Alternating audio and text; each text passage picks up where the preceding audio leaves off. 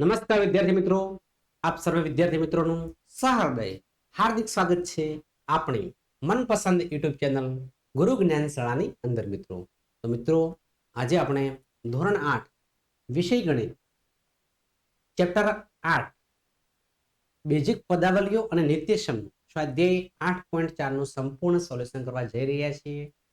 તો વિદ્યાર્થી મિત્રો, વિડીયો તમારે સ્કીપ કર્યા વગર છેલ્લે સુધી પૂરેપૂરો જોવાનો. પસંદ આવે તો એક લાઈક પણ કરવાની છે.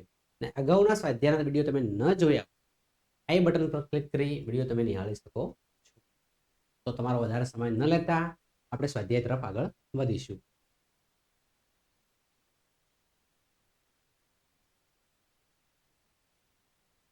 સ્વાધ્યાય 8.4 દ્વિપદીનો ગુણાકાર કરો. તો 2x + 5 અને 4x - 3. તો મિત્રો ધ્યાન રાખીશું, અહીંયા આપણે બે રીતે, એક રીતે અહીંયા આપેલી છે અને બીજી રીતે આપણે સમજાવવાનો પ્રયત્ન કરીશું. તો મિત્રો 2x + 5 અને 4x - 3. હવે આપણે શું કરવાનું છે કે બે કૌંસ થઈ ગયા છે. તો પહેલા કૌંસમાંથી 2x આપણે લઈ લઈશું અને બીજો કૌંસ આપણે અહીંયાથી સેમ ટુ સેમ લખી દેવાનો છે, 4x - 3. પછી +5 લખીશું, પછી બીજો કૌંસ આપણે સેમ ટુ સેમ લખી દેવાનો છે, 4x - 3. ત્યારબાદ 4 × 2 4 2 8x, x × x એટલે x નો સ્ક્વેર, 3 2 6x, 5 ચોક 20x, 5 તરી 15 પ્લસ માઇનસ માઇનસ બંને ચિહ્નો જુદા જુદા હોય તો બાદબાકી થશે, 15 થશે. તમને ખબર છે કે સજાતીય પદનો સરવાળો થાય, વિજાતીય પદનો સરવાળો થશે નહીં. તમે જોઈ શકો છો 8x² વાળો બીજું કોઈ આપણને પદ દેખાતું નથી. 8x² આપણે એમને લખી દઈશું, 8x નો સ્ક્વેર. x વાળા પદ 2 છે પણ માઇનસ પ્લસ શું થશે, માઇનસ થશે. 20 માંથી આપણે 6 બાદ કરીશું એટલે કેટલો જવાબ આવશે, 14 જવાબ આવશે. 14x માઇનસ પ્લસ માઇનસ થયું, પણ ચિહ્નો કયા લખવાના? તો મોટા મુજબ નિશાની. 20 મોટા છે, 6 મોટા છે, તો કે 20 મોટા છે. 20 માં જવાબ શું છે, પ્લસ છે, તો પ્લસ આવશે. -15. તમે જવાબ જોઈ શકો છો કે જવાબ બંને રીતોમાં આપણને સેમ મળે. તમને કઈ રીત યોગ્ય લાગે છે, કઈ રીત પસંદ આવે છે, એ જરા કોમેન્ટ બોક્સમાં કોમેન્ટ કરજો. બરાબર, જે રીત તમને યોગ્ય લાગતી હોય એ રીત તમારે લખવાની છે.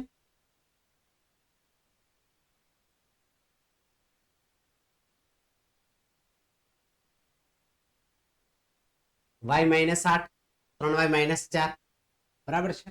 તો જો ફર્સ્ટ ગણ્યો છે એ પ્રમાણે ગુણાકાર કરવાનો છે અને દેખાય ત્યાં ગુણાકાર કરો તો ગુણાકાર આપણે કરી દેવાનો છે.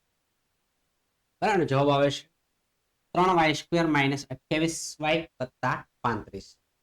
દ્વિપદીનો ગુણાકાર 2.5l - 0.5m અને બીજા કૌંસમાંથી 2.5l + 0.5m. અને જગ્યાએ શું કરીશું, ગુણાકાર કરીશું. આપણો જવાબ આવશે 6.25l² - 0.25m². આપણો જવાબ હશે. નેક્સ્ટ મિત્રો થોડા આગળ વધીશું. નંબર 4 a + 3b અને x + 5. બરાબર છે. તમને જવાબ આવશે, ગુણાકાર કરશો એટલે x + 5a + 3bx + 15b. દ્વિપદીનો ગુણાકાર 2pq + 3q² અને 3pq - 2q². અને જગ્યાએ ફક્ત શું કરી દેવાનું છે, ગુણાકાર, કાં તો ડોટ કાં તો કૌંસ આપણે કરી શકીએ છીએ. તો અહીંયા અમે કૌંસ કર્યા છે. સાદું રૂપ આપીશું એટલે જવાબ મળશે 6p² q² + 5pq³ - 6q⁴. તો આ રીતે આપણો જવાબ મળી જશે બાળકો.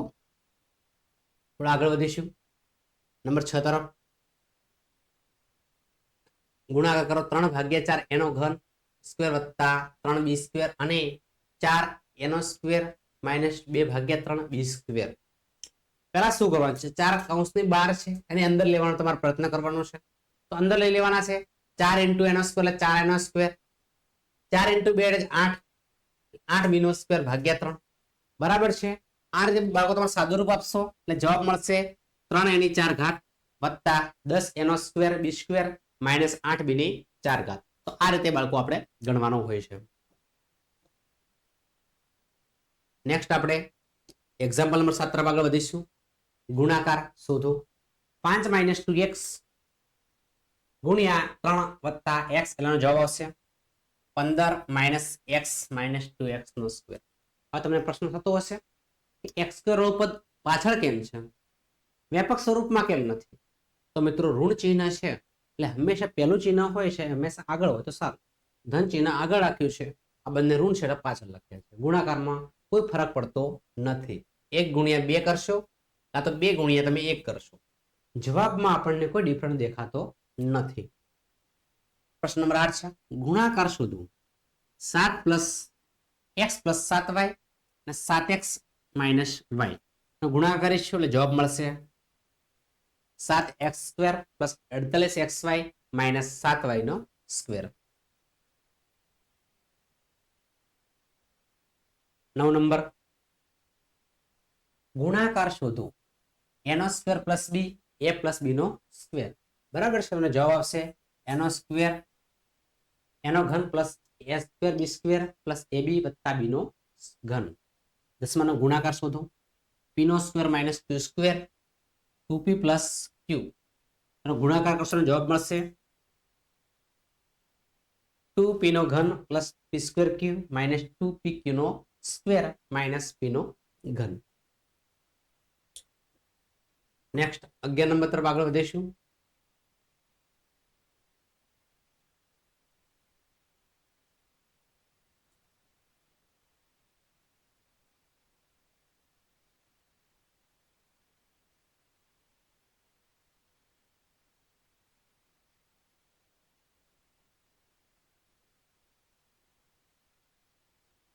સાદુરૂપ આપો. T plus S square T square minus S એનું સાદુરૂપ તમે આપશો એ જવાબ આવશે ટી નો ઘન minus S T plus S square T square minus S નો ઘન. દેખો લોંગ દાખલો છે, ચિંતા કરવાની જરૂર નથી. સાદુરૂપ કેટલું ઈઝી આવી ગયું છે. 4ac એ પ્લસ બી કૌંસમાં C minus D plus A minus B plus C plus D 2ac plus BD. વ્યવસ્થિત રીતે આપણે સાદુરૂપ આપીશું એટલે જવાબ મળશે 4ac. બરાબર છે. લોંગ રકમ દેખાઈને ગભરાઈ જવાનું નથી. દાખલો તદ્દન કેવો હોય છે, ઈઝી હોય છે. નેક્સ્ટ 15 નંબર તરફ આગળ વધીશું. સાદુરૂપ આપો. x plus Y 2x plus Y x plus 2y અને x માઇનસ વાય.